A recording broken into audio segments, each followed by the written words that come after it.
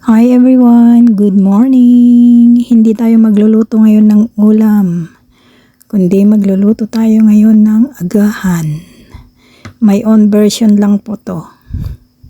Malakas po lang ang tsamba-tsamba natin sa pagluluto guys. So, panoorin po hanggang sa matapos. At ito po yung ating natutunan at naging perfect na rin, masasabi ko. Kasi gustong gusto ng aking mga kasama dito sa bahay, lalo yung mga alaga ko. Ayan, maraming salamat. At mabuhay tayong lahat. Maraming thank you sa lahat ng mga nandito ngayon. Hi everyone! Gagawa tayo ngayon ng agahan bukas. Hindi ko alam kung anong tawag dito sa gagawin ko na to na cake or bread or something, pero i-bake ko siya. Ito po yung ating ingredients. Ayan, saging, gatas, at saka itlog, at saka yan yung mga condiments na gagamitin natin. Wala tayong shredded coconut ngayon, so ayan lang muna. Yung shredded coconut na ginagamit ko guys is yung nandun po sa lata, nasa jar. Ito siya guys, pero wala ako, naubusan pala ako, hindi ako nakabili. Yan, Philippine product po yan. At sana, lalagyan natin siya ng ganon, pero wala. Tsaka yung gagamitin ko ngayon is isang saging lang, pero for the picture, yung saging ay nandito na. Isang saging lang to. Tsaka ito. Sabi ko nga for the picture lang. Demonstration ba? So yan guys, 3 large egg. Large ba yan? Medium. Tsaka yan po. Gagawin lang natin, imamash natin yung ating saging. Which is, pag wala pala tayong yung shredded coconut, so gagamit tayo ng coconut milk. So ayan, nandyan po yung coconut milk. Yan yung mga ating gagawin. At uumpisahan na natin imamash yung ating saging. Mas masarap siya guys pag yung yung hinog na hinog, pero wala pa eh. Gagawa ako ng ganito guys kasi pag bumibili sila parang naiya akong kumuha sa mga binibili nila kasi iisa lang na tinapay na pang isahan lang. So, naiya akong basta na lang maggalaw.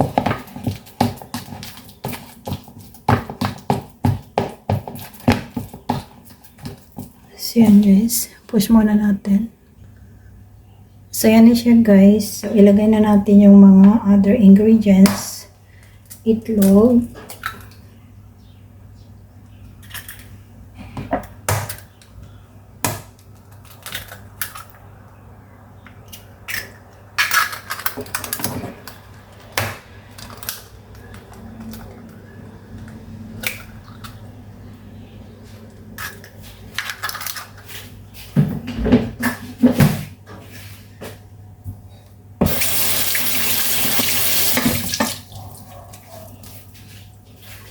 So, ayan na guys. 3 itlog. So, ayan na to guys. 3 itlog. Upayin. Tansya-tansya lang guys. Vanilla.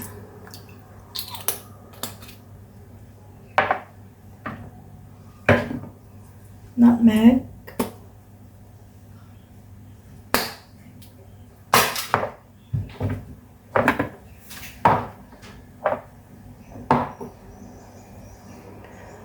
Ginger powder,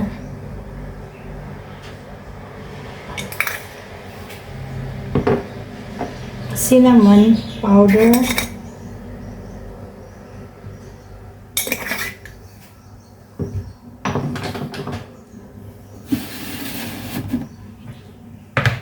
tsaka itong coconut.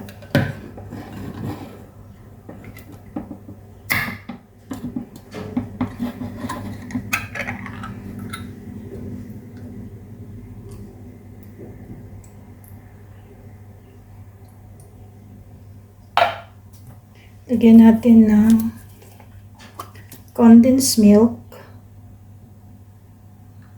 Kunti lang, half.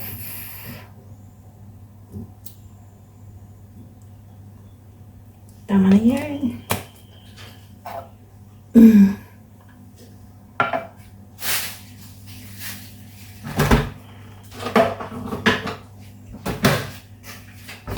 Siyempre, lagyan natin ng konting asin.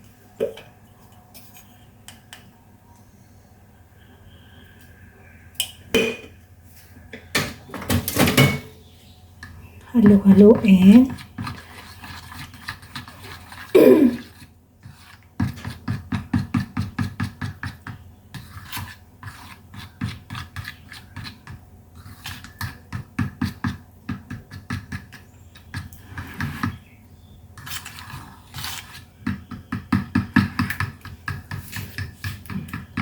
Kita niyo guys? Ilang minutos na yan.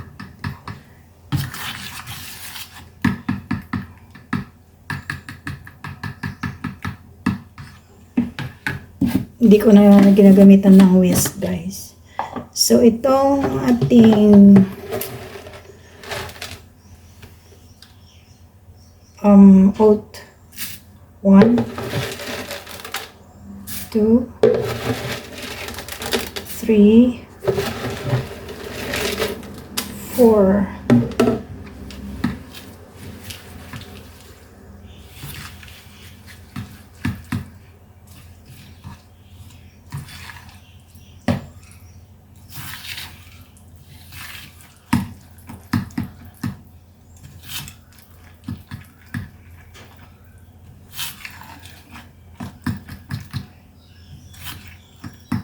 So, ukay-ukayin natin guys hanggang sa yung ating oatmeal ay mabasa lahat. Basa-basa lahat.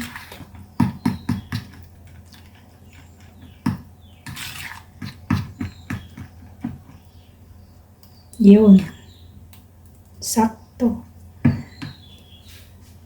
So, ngayon guys, so yan, ibababad natin siya saglit guys para ma-absorb muna yung mga ingredients sa ating tawag dyan, oatmeal. Tapos mayroon palang walnut si amo. So lalagyan natin yan sa top niya ng walnut.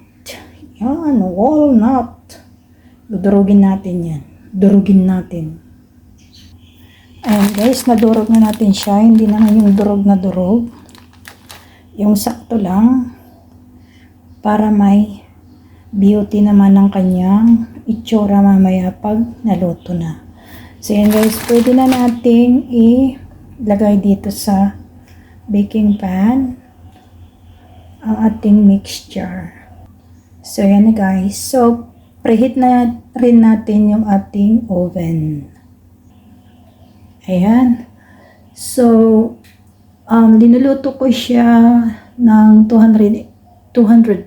Yes, it's 200. 180 to 200.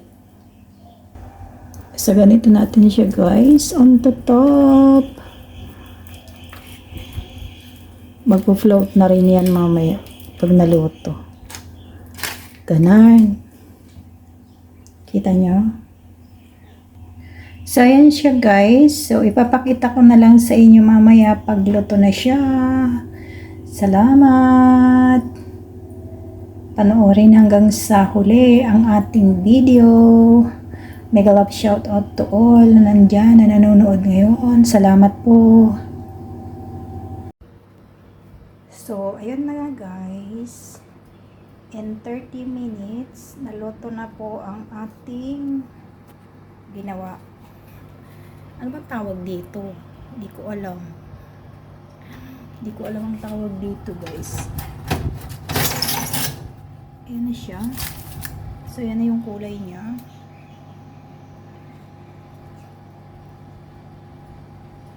Oh, di ba? Sure. So, pwede na nating alisin dyan. So, hi guys. Ito na siya. Ang bango. Ito na siya. Ang bango niya. Masarap po ito pag ma-slice na at kakainin na syempre. And guys. Pero hindi pa ngayon. Bukas. Kasi hindi ko alam kung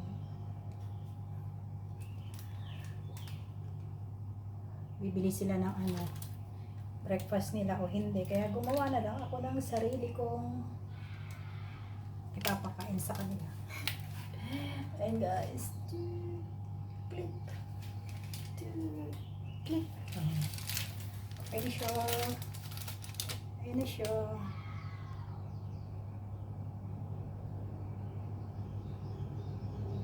Thank you for watching everyone. Maraming salamat.